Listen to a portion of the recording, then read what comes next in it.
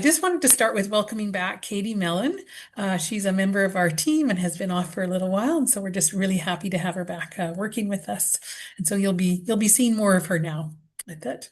And today we're really lucky to have Michael Procinsky and Tammy Greidanus joining us to talk about asset-based community development in action and their experiences of seeing it being put into place and the skills that are needed with that. We'll have a few resources and FYIs just after that. And then just to let you know, our next meeting is actually December 16th. That's a week earlier because it would have, I think that's Christmas Eve or something like that if we had it the usual time frame there. And we're having Jill Petrovic and Kaylee Straken from Alzheimer's Calgary come to talk about their Still Me campaign, which is really around fighting the stigma related to dementia. So I am going to stop sharing so that we can have a nice conversation. And there'll be a few slides as we go through this. The asset-based community development is something that I've just been seeing being implemented kind of across a lot of different organizations. Healthy Aging Alberta uses it in some ways, as well as Healthcare Excellence Canada. The age-friendly information from Health Canada is very much an asset-based community development approach too. And so I just wanted to bring together some folks who have good experience within it to share their knowledge and examples of the ways that they are implementing it. So I'm going to hand it over maybe first to Tammy to introduce yourself, and then we'll have Michael introduce himself. All right. Well, thank you very much for inviting me today. I love the topic of community and community development specifically. So my background is that I am a neighborhood resource coordinator with the city of Edmonton. And so in my work and in my personal life, in my own neighborhood, I live in Sherwood Park, just outside of Edmonton. So I am an asset-based community development practitioner in both domains, and I work with my neighbors in Sherwood Park and with neighbors in Northeast Edmonton, sort of the Clairview area of Edmonton, to mobilize their gifts and abilities and try to create inclusive and more vibrant neighborhoods. So for me, community is really around neighborhood and the places where we live to try to build strong social connections. And through my work at the city, I'm also the touch point for neighborhoods to help navigate city systems and initiate some community-led projects that help develop communities. So I'm a very firm believer in Margaret Wheatley's statement that whatever the problem, community is the answer. So I think I'll pass it over to Michael to introduce himself. Thank you, Tammy. So my name is Michael Procinsky. As Helen said, I work with Healthy Aging Alberta. So I'm the regional community developer for the North Zone. And so my role as a community developer really focuses in on identifying the assets within a community and helping community-based organizations to tap into those resources. I support community-based organizations around collaboration, capacity building, and I always say, like, why reinvent the wheel when there's a semi-truck with like 16 wheels blasting down the highway? And so the joys of my job is that I get to be a connector between the different communities across Northern Alberta. My background, I'm a registered social worker, and I did outreach for many years in older adults' homes. Worked across the lifespan, was a program manager in Calgary for a little while. And during that time, really got to activate some of the assets within my Northeast community in Calgary, where our zone was, and got to really identify those key individuals within our area that, were showing leadership and had that passion to develop their smaller communities. So hoping to share some of that. But really happy to be here and kind of sharing a conversation with Tammy and all of you. Thanks so much for those fulsome introductions. That's great. I think what we wanted to do is we've got a few questions that we're going to ask each of Michael and Tammy, but we really would like your questions also all the way through our discussion, any examples that that you have, or any if there's been a bit of difficulty even to bring that up to see what kind of brainstorming we can do around that. So so one of the things that I have noticed in working with the different communities that we do is that sometimes getting started on actually doing that community engagement can feel a little bit out of our comfort zone. And how do we actually do that? So that's what I wanted to start with today for Michael and Tammy to hear. How did you get started? Any of the strategies that you've used? Michael, do you want to go first with that one, and then we can hand it over to Tammy? Sure, yeah. So I think when it comes to community development and just trying to identify what's needed in a community, it's really easy to start with what's wrong and try and create solutions and problem solving right off the get-go and trying to address some of those challenges that communities might be facing.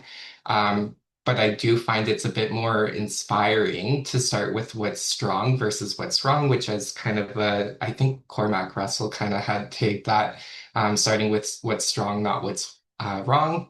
And I truly believe that that is kind of that first step. So I think, really focusing in on listening, hearing the stories from community, and just taking the time to build those relationships.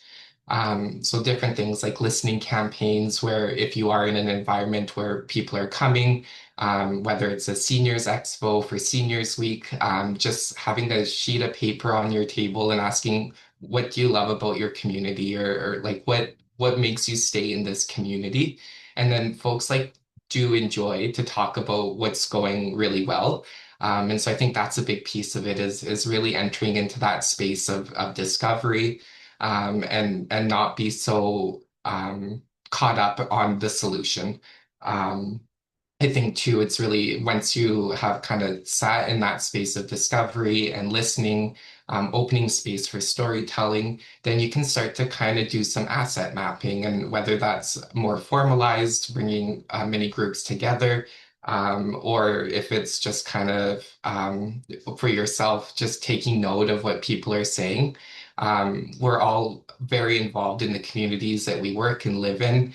I'm not just a community developer, but I'm a resident of Bonnyville, and I want to be engaged with my community for my own self-care and my own self enrichment, I guess.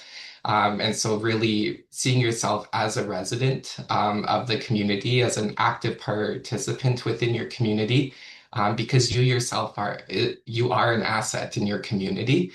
So I think those are kind of the two kind of big places that I like to start at, and just kind of try and switch my brain. I think sometimes as a social worker, I want to get into fix it mode really quickly. Or as a helping professional, I think we all experience that where, yeah, we want to fix it, we want to jump in and find the solution. But just taking that step back and providing that space for conversation and listening and discovery, I think is so key to getting started. Thank you, Michael. Go ahead, Tammy, over to you.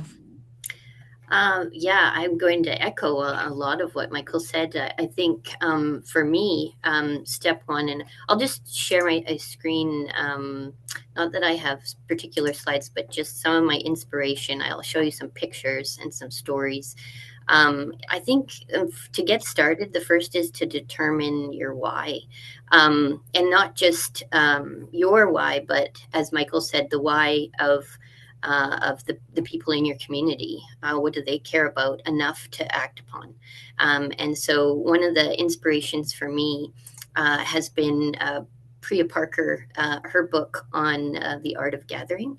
Can everybody see my screen there? I'm sorry, it's a little bit fuzzy, but that's what the book looks like. And I am just fascinated by the idea of gathering and how do we gather in more meaningful ways that build connections. And I think when you're thinking about engagement, this is a great book to kind of dive into in terms of building more meaningful connections. So thinking about my why, the community league that I started, over a decade ago now in my own neighborhood, because we didn't have one, and that seemed very odd. Being that I grew up in Edmonton and we have this amazing community league structure, and so I started to listen, just as Michael said, to some of my neighbors talk about the fact that they had lived in the neighborhood since it was developed just over 50 years ago now. And in listening to those stories, I was inspired. I mean, the why of our community league is to build a safer, more connected community, and so it just seemed right to highlight those stories. And that's something that's one of the methods of asset-based community development, is to profile and to make known the knowledge and history of a neighborhood. It creates this amazing sense of belonging. So I brought together, in this picture, you'll see the residents from my neighborhood that have lived. There's more than this. We gathered them in several different events, and we shared their stories through a neighborhood walking map. We shared them in a neighborhood newsletter, and we gave them a history book of Strathcona County, just to celebrate their longstanding time in the community, and to really appreciate that history and what they brought to the neighborhood. So that's one of the ways that I think is a good way to get started, is to think about your why, and what the why was for these people to stay in the neighborhood, for example, for 50 years. What did they love about it? I have a section in our neighborhood newsletter called "The People in Your Neighborhood," and I always ask, what is it that you love about your community?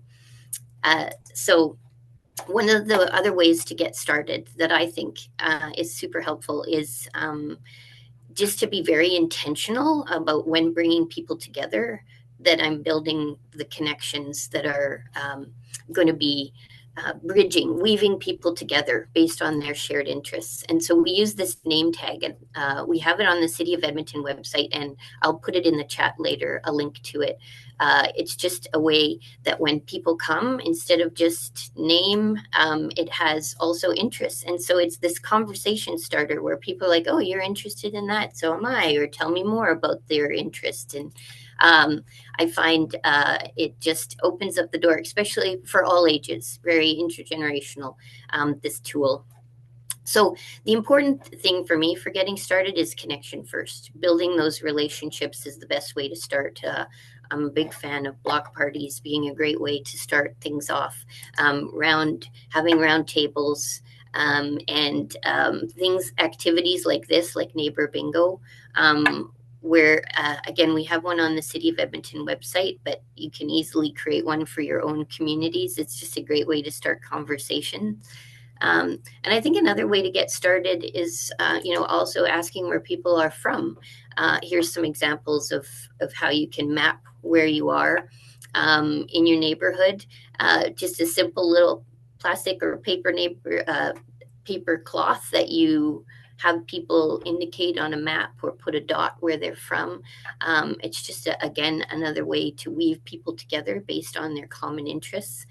And I think another really important way to get started in this work is to ask people to what they care about, and could they contribute some of their gifts, skills, and abilities. There's so much capacity in our communities. And I know that some of you are familiar with Cormac Russell's work. This is an activity I love to take out into community. It's called the We Can game. It has capacity cards on it, and you can put them into piles. The We Can pile, you can see that in the corner on the left. There's the we can't, but we know who can pile. There's the we can't, and we don't know who can. And there's the who else, what else, what other gifts have you to contribute. And so these are just great. This is a great activity for people to feel. I've done it in my own neighborhood. I've done it in the communities I work with in Edmonton. It's just a great way for people to realize there's so much capacity, that we can do so much together. as a group. So I strongly encourage you to think about using this We Can game as a way to get started. Obviously there's other things that are important, and I don't want to, I have so much to say on the getting started. I'm sorry, but there's like finding connectors is a super way to get started. Like I show you this picture of Marianne. I have 2 co-block connectors on my street. We get together, we just did on Saturday, to make cards for the block. So this is Marianne. She's my co-block connector. She's just a natural connector, right? She's lived there for over 50 years. And so she's got everybody's phone number. She's amazing. And Mickey on the other end of the block, because my block is really long. She's really well connected. She's out there talking to people. I mean, it's really important when getting started to just think about that, like that neighborly vibe. That do you have a welcoming initiative for people new into the community? Do we go out and knock on doors and talk to people, just even when you're on the street out taking the garbage, right? All those kind of social snacks are so important for getting started, I believe. So I'm sorry, that was a bit long-winded on the getting started part, but that's the essential part, I think, like of things that Cormac Russell has said around. Sometimes we jump to the, will you volunteer, or can you do this in your neighborhood, or do this in your community, when we haven't built the relationships first. So all those little tools help to build that relationship, I think, on the onset. Yeah, Tammy, I think you also really highlight the importance of starting small and local when we start to approach some of these projects and, like those micro projects, just bringing a few folks together and, leveraging those connectors that already exist within your smaller community, makes such a big difference. And really, at the end of the day, it's those relationships that those connectors hold that really, I don't know, bring that substance to some of these projects. Um, and great photos, by the way. I feel like I'm part of your community after seeing that. Great. Crystal, you have your hand up there. I just wanted to comment, Tammy, like those are phenomenal resources that you're sharing, and I love that. One question though, because I know a lot of us here are not necessarily from a city, and even in a small town, a lot of our clients that we work with are from like living on a farm or an acreage. How would you utilize some of your tools in a much more rural setting? Yeah, I think whether you're in a city or in a rural community, hopefully that there's opportunities to gather. And when gathering people, these tools would be really helpful to use in terms of the name tags, doing like Michael said, the listening conversations could incorporate a We Can game, for example. That's an easy download. Those cards to print off. They're easy to use. The neighbor bingo as well. So really, I would think that if there's opportunities in rural communities or in cities to gather people together, those would be useful tools in any situation. Mm. I think too, being from a rural area, I like really take advantage of those third spaces or those natural spaces where people gather. So even though we're really rural, I know Iron River has a Christmas concert every year, and everybody from all around the farms are coming into the school. Is there an opportunity to do some engagement, even a small activity like the Hello Neighbor, handing out a name tag? As people are walking into the Christmas concert or, farmers markets, that's bringing people from rural into maybe some of those urban centers, churches, libraries, all of these different places where people are already gathering. That's an asset within your community, and it's asset-based community development. So building off of what already exists is kind of the easiest way to get a foothold, I think, with some of these folks and some of our community members. So get really creative. Like, this work doesn't happen in an office, it happens on the ground. And so it just takes a bit of confidence and be brave and take a chance. And sometimes it doesn't work, and you reset and you figure out and you ask questions, why didn't this work? But I think, yeah, really in rural areas and maybe more remote, people are still gathering even though they're spread out. And if there's an opportunity to go to them for folks who are maybe a bit more isolated, connecting with different outreach services or opportunities, Meals on Wheels. We have some of these programs that already exist where we are able to get into some of those more remote areas. So take advantage of that. A little questionnaire of what's important to you. What is your life story? What are you really good at? What do you want to get better at? These are all things that can kind of help to develop some of these smaller micro projects that you might be interested in, or more importantly, what your community is interested in. That's great. Thank you. Just have a note in here from Ginger saying that she just loves this. She wants to run right out into her neighborhood and get started working on this. I think one of the things too, as you were speaking, Michael, that I was thinking about is, as you're meeting people, to really recognize those people who are the connectors already and seem to just know everybody and are on like 10 billion committees and that kind of thing. And they're kind of your gold in then trying to start something like this too. So it's part of you're trying to connect everyone, but you're also trying to identify those folks who are just doing it already and support them in what they are doing. Oh, Tammy just put the name tag there in the chat, so you can link to it there. Any other questions or any examples that people have done in doing this kind of first getting started within this work? And when the neighborhood bingo also is in there. Okay, great. Okay, well, the second area we kind of wanted to explore a bit was, you kind of get started and people, sometimes when it's a new thing, there's quite a bit of momentum at the beginning there and you're getting some connections happening. But how do you keep that going? How do you kind of help that momentum gather along or become something that's more sustained within the community? Maybe I'll get Tammy to start on this question first. Okay. So I also believe strongly in the formation of groups in terms of the keeping the momentum going. I'm just gonna share.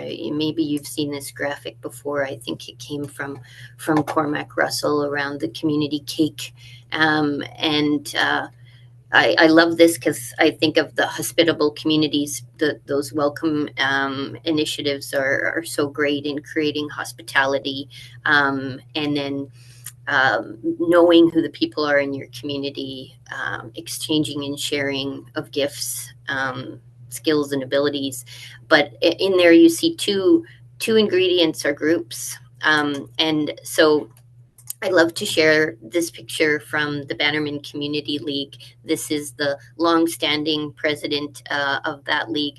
In this neighborhood of Bannerman in Northeast Edmonton, they have really done a great job of listening to what the community is interested in and forming groups around those interests. So, for example, they have a walking group. They have a crib night. They have a Tai Chi group and yoga. They have musicians that do summer concerts. I heard just recently they're going to have a sing-along group.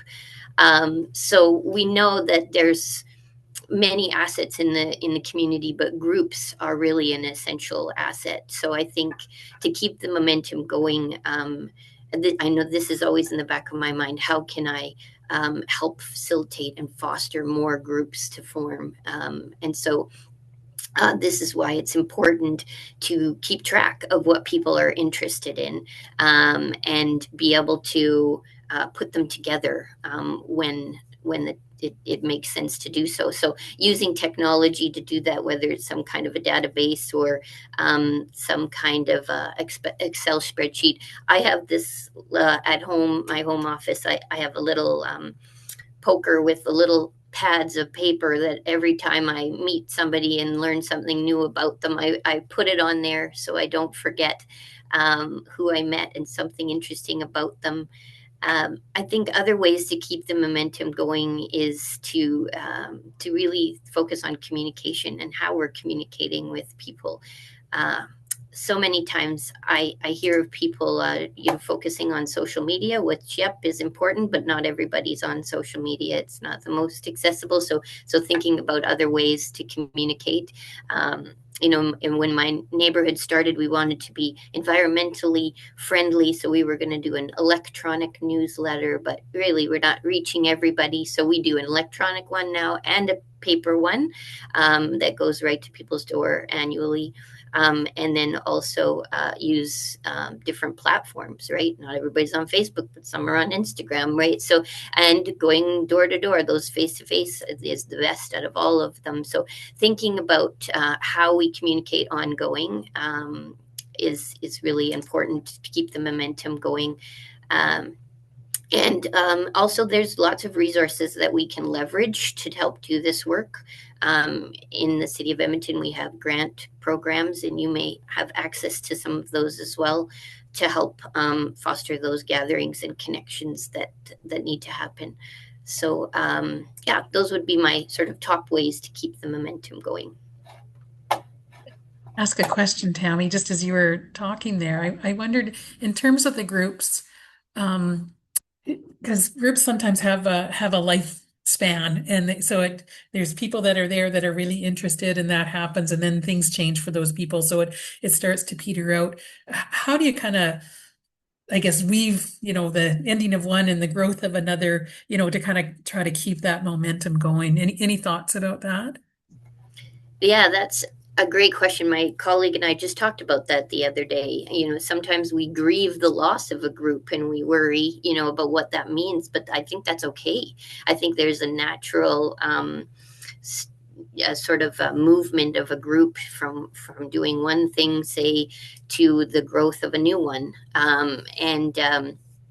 It's just, I think, always having that on the radar of if you're listening, as Michael said, to what people are interested in, then you have the ability to help form new groups. And even, if groups are small, that's okay. I think there's going to be groupings of different sizes. And, they could be a one-time, two-time kind of a group, or they could be, we do this for 4 years, and that's all good. It's about those relationships and the connections that happen within them. That's the important part. Thank you. Yeah, that's great. Just seeing here, Carolyn is in the chat saying that at Senior Center Without Walls, yeah, that the population 55 and older 50% are still non-computer based. So that paper is important. And I know across the province in different rural areas, the connectivity is not good. So that paper becomes an essential part. Well, I even think about like trying to, knock on a door is hard. People don't want to answer because, they think it's a salesperson or something, or they might. So it's just important that we try all modes of communication. And I do think we're going back to paper, which is okay. It's good. Crystal was just asking, do you send out newsletters to everyone, or is there another paper-based resource that you use? Like, is there something you can build on that already exists? I think is what you're asking, Crystal. Yeah. Yeah. So, like we do have, for example, in the neighborhoods I work with in Northeast, there are different newspapers that some of the communities utilize. So they put their information in. No point in recreating the wheel if something already exists. Absolutely, that's a great question, Crystal. I think it depends on your scope of your community. For me in Sherwood Park, the newspaper goes to absolutely everybody. So we try to do one just for the neighborhood.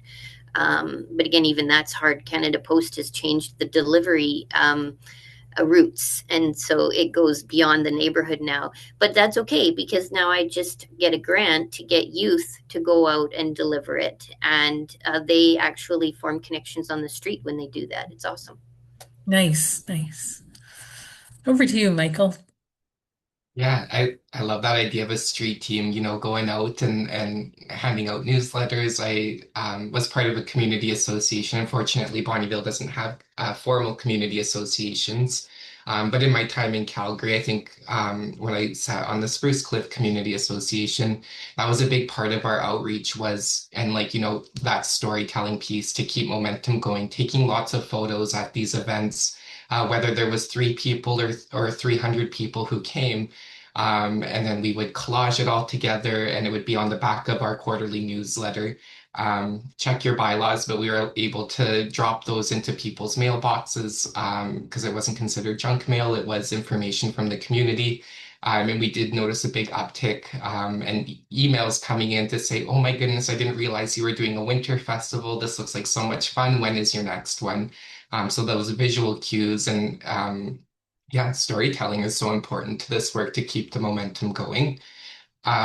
Really focusing too on celebrating some of those early wins. So just the fact that you got 2 people together or 3 people together, buy a round of coffee, go out and sit together and share food and drink together.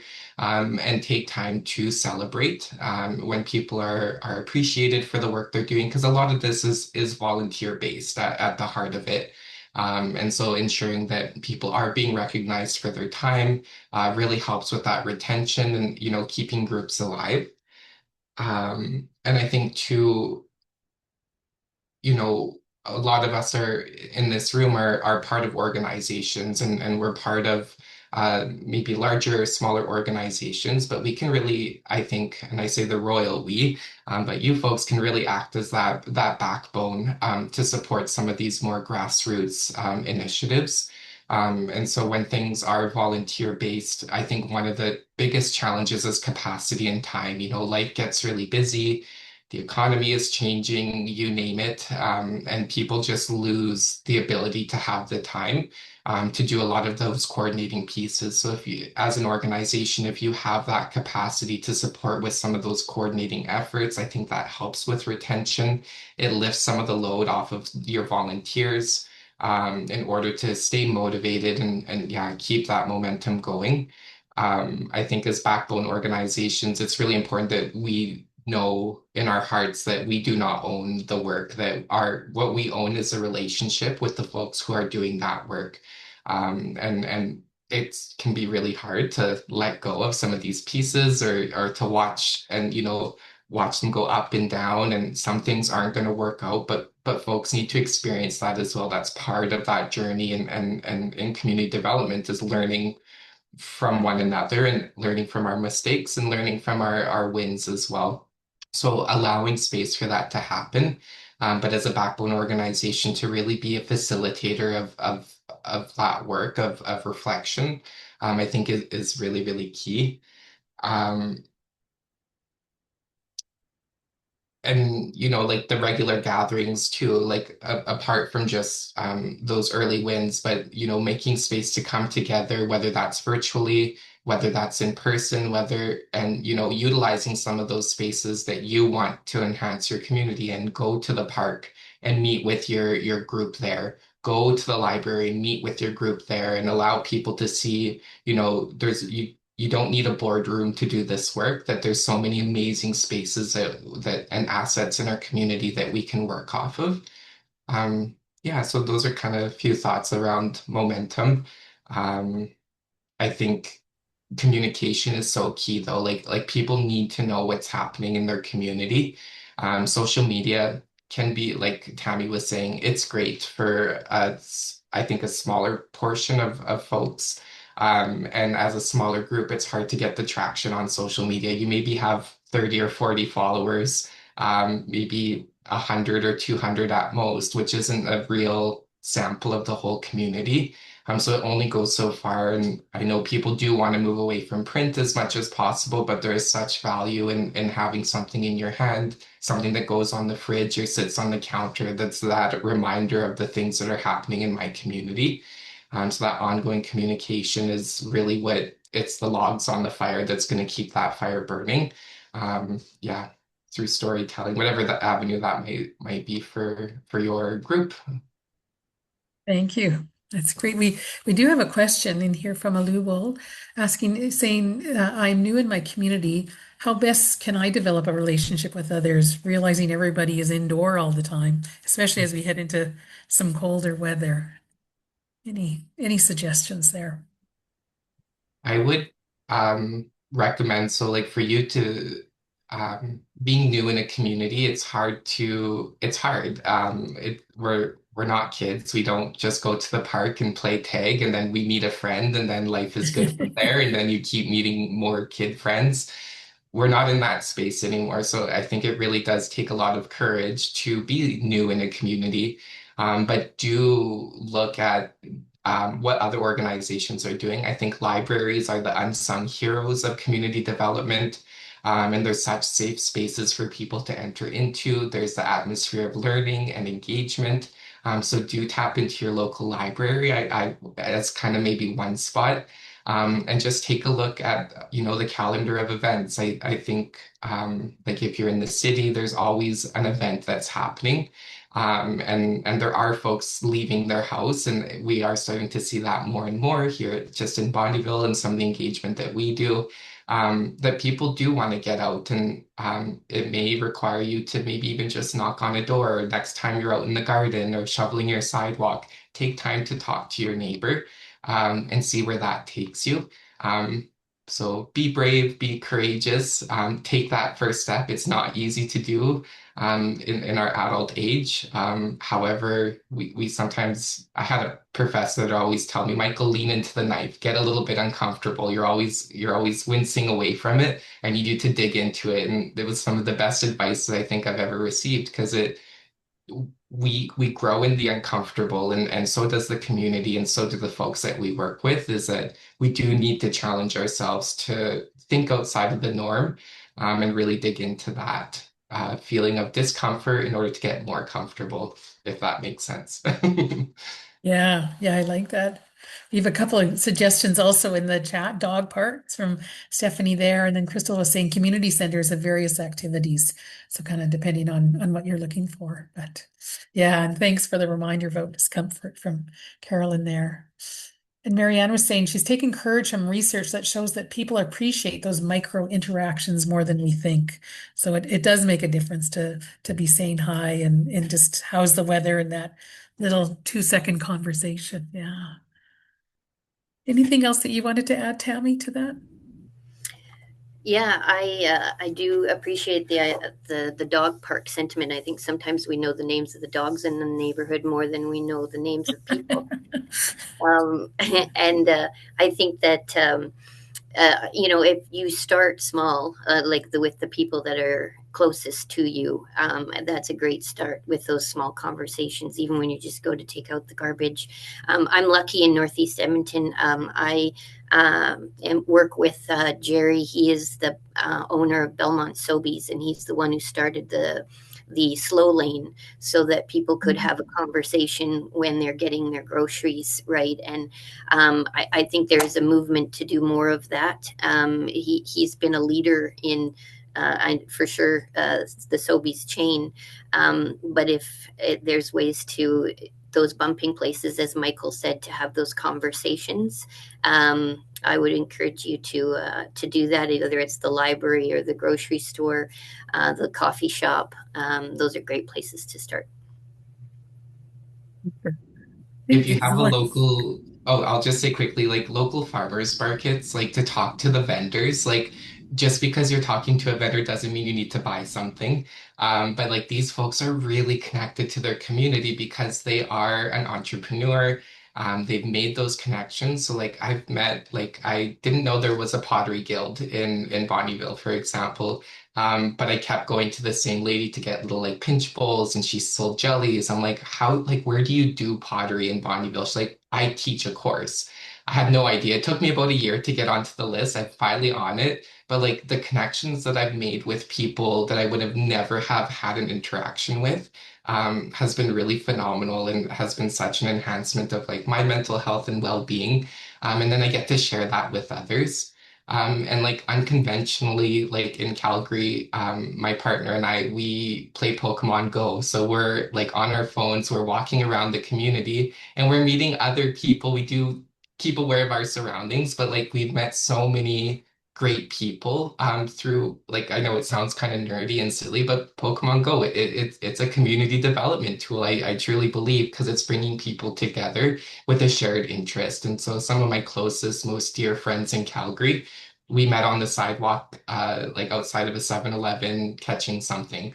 And now we're like, she officiated my wedding. So like you just never know when you're going to make those connections. So yeah, take a chance. Yeah, I think that's what you were saying before about that discomfort and being brave and taking the chance. I think that's really a key part to it. Just got a let from Leslie here. So I'm very new to this role piloted by the City of Camrose to help support difficulties related to unhoused and housing precarious individuals. This is day 10 on the job, so she's really brand new, and I've had the privilege of meeting her. But this, in this first bit of work, I'm realizing how important community connection is. I love this phrase, whatever the problem, community is the answer. Yeah, great. I think one of the things I was thinking about as you were talking about groups, Tammy, is also to look at maybe groups that you don't think naturally or easily fit together, because sometimes you can just create such interest of learning from each other by that diversity of knowledge that is there. So I think sometimes we kind of go, oh no, I don't think they'd be interested in that. But it's important to ask and to make those connections, right? And it can just become really a great connection there too across those groups as well. Yeah. Great. Well, maybe we've kind of started into some of the third area that we were going to talk about is kind of what are some of those common challenges that are faced when doing this asset-based community development work. Yeah, maybe I will. Who did we start with last time? I think we started with Tammy, so I'll go back to Michael this time. And I apologize, Helen, I got a little distracted in the That's chat. okay. We're talking Sure. about the common challenges, hey? Yeah, that's Okay, right. Yeah. perfect. I'm back on track. I think one challenge from a like from an organizational standpoint is the institutional overreach that can happen. So that risk of organizations kind of dominating instead of enabling that community-led conversation, that community-led work. I kind of alluded to that earlier in the conversation too, of like how hard it can be to take a step back, but have faith in the assets that you've identified in your communities and those individual gifts that bring so much meaning. So for example, well, in my time in Calgary, we got a New Horizons grant that to help to support older adult programs. We all are probably pretty familiar with the New Horizons. But our social work team had a few individuals who would come in on a regular basis. They were from different ethno-cultural backgrounds. They all spoke different languages other than English. And we really identified these individuals as really keen on the work that we were doing. They understood how to do applications and benefits. And so we identified those individuals as assets and asked them, how would you like to be a senior connector for our organization, helping with translation, helping to bring information to your cultural groups? And so through the New Horizons grant, we were able to bring together about 12 senior connectors, we called them. And they each spoke a different language that was part of their cultural group. And so they would host like coffee sessions, they would bring information, they had dietitians and nutritionists, they had lawyers to talk about estates and wills and all of those different pieces of work. And they were able to bring that information in their first language to these groups. And so through these 12 connectors, at the end of the project, we had about 1,500 people that they had reached just within, and this is in Calgary, so the population is a bit bigger. However, these were all volunteers. And so at times, as the backbone of this grant, my colleague and I, there were times where like this isn't going to work. We know it's not going to work, and our leaders pushed back. They said, "This is our project, Michael. We're going to give it a try." So I kind of lifted my hand and said, okay, go for it. And it actually worked out really, really well. So because they know their community best. And so I think just having the faith, but as an organization to take that step back and really allow for that organic growth.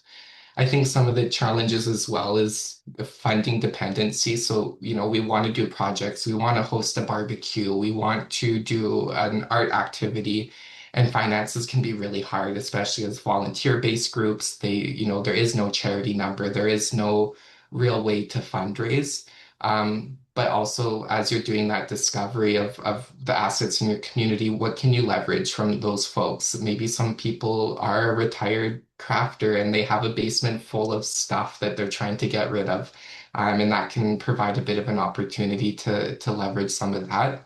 I think I'm part of another group, the Bonneville Wellness Coalition, and sometimes we get hung up that like, well, we can't do anything because we're no longer doing grants. We learned kind of early on that, managing a grant as a group of volunteers is really, really challenging around the reporting piece, and just managing those finances. So we made the decision that, we're not going to do anything that is grant-based or require money.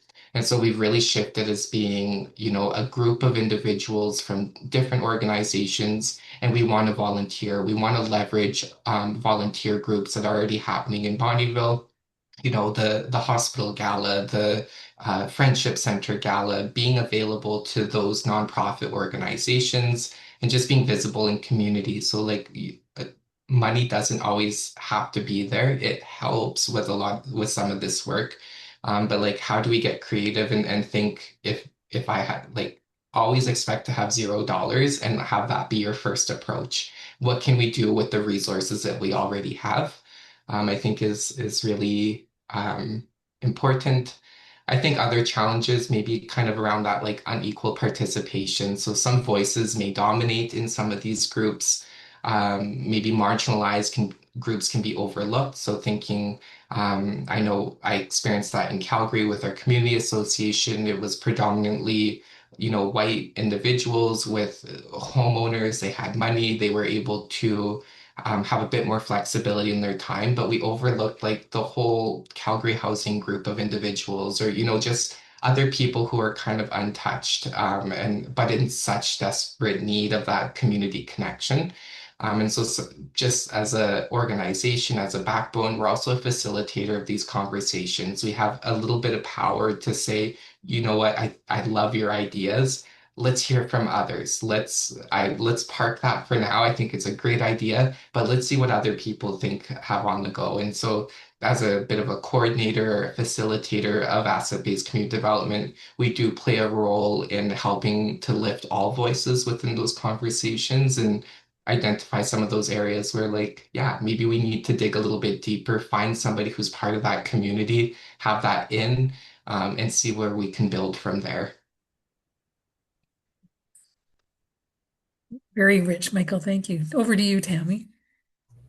All right. So, in terms of challenges in doing this work, I think there's a number of them, but one that comes to mind first and foremost, and this graphic I'll share with you now really speaks to this is privacy concerns is a big one, and there's walls that we've built between us that don't need to be there, I think. And so, and it's hard with lots of worries around safety, for example, and scams that are out there in particular. People don't want to share their contact information. It used to be that, you always had the phone numbers of your neighbors, and we no longer have these white pages for the block. When I reach out to people and ask, they say, well, I'll share it with you because I know you, but I don't want to share it with everybody, right? And so that's where it's important to find those connectors who do have those relationships and do have that contact information to reach people. And so then that nobody's left behind, right? If every block or every, even if it's a rural community, if everybody had a certain area and you knew that no one was left behind and that somebody was connecting with them, it doesn't necessarily have to be you. I think we could overcome that a lot.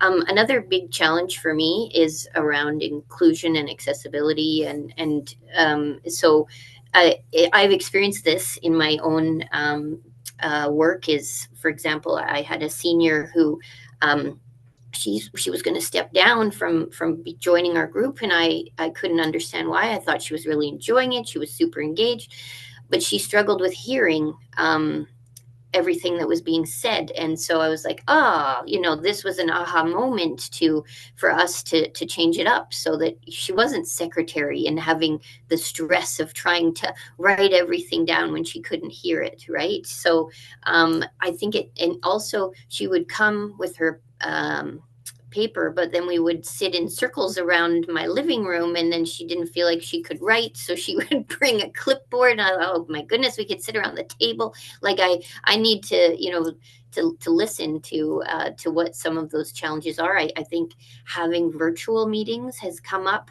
In Strathcona County, we are an urban-rural mix, and it came up that, it's very important to have that option where people might want to join in person or join online. And so, thinking about food even, or scents and sensitivities. I have a neighbor with severe scent sensitivities, and how can she engage? So sometimes I'll do a gathering out in the front yard, because then she can still participate. So I have created actually a resource around planning for inclusion, and I will share a link to that with you. But just thinking about timing and activities, and how we can plan for accessibility, I think is a common challenge that we can overcome with some intentionality. Yeah, thank you for that. Yeah, I think it's really, there's a lot of things to think about that, but it is listening to people, right, is the big part of that. Yeah. Okay. Well, we're just coming up to 5 minutes left, and one of the things I wanted to kind of end on to hear from both of you was around kind of what are kind of the great results or highlights that you've experienced by being involved in asset-based community development. So maybe Tammy, I'll get you to start on that one, and then Mike, I'll get you to finish it up. Okay. I'll keep it brief. So in terms of some of the success and some of the highlights for me, is really the idea of community members feeling empowered to do more in the community. This idea of the ripple effect that can happen. So like my personal journey was starting out as a playground committee. Actually, we wanted to build a new community in my neighborhood, sorry, I'm sharing something. I don't even know what I'm sharing. So it was just your slideshow. We could see the other side. Oh, so okay. you're okay. Okay, I'll try that again, so that it's bigger. Let's see if does that work. You can see this is and that prime example of that ripple effect, where we started out as a playground project. Somebody cared first of all about picking up garbage, so we got together, picked up garbage, and then decided, hey, let's do something with the playground. So we developed the playground, and then you can see in this picture we're standing next to a community garden. So that came out of the playground project, which came out of the garbage pickup, right? And so and then we're having tea in Bannock here, and this was an awesome opportunity. People brought jams that they had made. There were newcomers to the community that we met. You can see it's super intergenerational. Like, I think one of the successful things we can do is there was a neighbor also sharing her skills around gardening with Alberta native plants. She's an expert in this area. So it's just this beautiful culmination of bringing together people's skills, abilities, things that they care about. The more that we can do that. I see that in the work that I do in the city of Edmonton as well. Here's a picture from Bannerman. They were thinking about stewarding the local economy, and knowing that they had newcomers with needing income, and so they love to cook. That's a universal language. So they formed a social enterprise in the neighborhood called Edmonton Eats. If you're ever looking for caterers, if you're in this area, highly recommend. They've now expanded invited into one of the high schools, and they do a halal kitchen. And again, it's supported by seniors in the neighborhood to make this happen. So this is another beautiful example of ABCD in action. Thanks. And Michael, I'll send it over to you for the last couple of minutes. Yeah, for sure. I'll be quick. I think kind of those great actions and the highlights. I think one thing that really stands out to me, whether it was my time in a community association or, in Calgary, with those senior connectors, is just that sense of pride that comes from community who has taken action to do something great, whether it's big or small. And I think like you kind of ride on this high of like, yeah, there is like a really great thing that has happened. And so just like, people getting excited, they're leaders, they're eager to do this work. And, when the next holiday comes up, like people are ready to jump into it again and just seeing that motivation. And that comes from celebrating success. Um, so I think that's kind of the highlight of this work is seeing it all come together. And it's a patchwork. I like to use that analogy that like don't expect to, have this beautiful picture when you're done. It's a patchwork quilt, and eventually all those pieces will come together. As facilitators, we tighten those threads and those strings to keep the patches together. But I think just really sitting in that space and enjoying what comes from the messy is quite beautiful in the end. Super. Thanks so much, both of you. It's been really rich knowledge that you've shared with us today and really appreciated kind of getting that overall view, but some real details in there, because I think that's often what we're looking for. What does this actually look like on the ground? And you guys were able to provide that to us. I am just going to quickly share my screen because I see we're right at 11 here. So just wanted to let people know mainly about this first one that there is a Chrysalis Innovation Challenge, and there is funding available through that. The application period is open until January 9th. All this information will come out with the follow-up email from the partners meeting here. And also in that, we will have these infographics that are illustrations that show the journey map decision-making experiences of caregivers when they're caring for somebody living with dementia. They're quite cool. They're kind of a graphic art part of it. So just wanted to share those two things. But also to say thank you to everyone for coming today and being part of this presentation and discussion. And again, thank you, Michael and Tammy. It's been great to hear about your experiences there. Have a good rest of your week, everyone.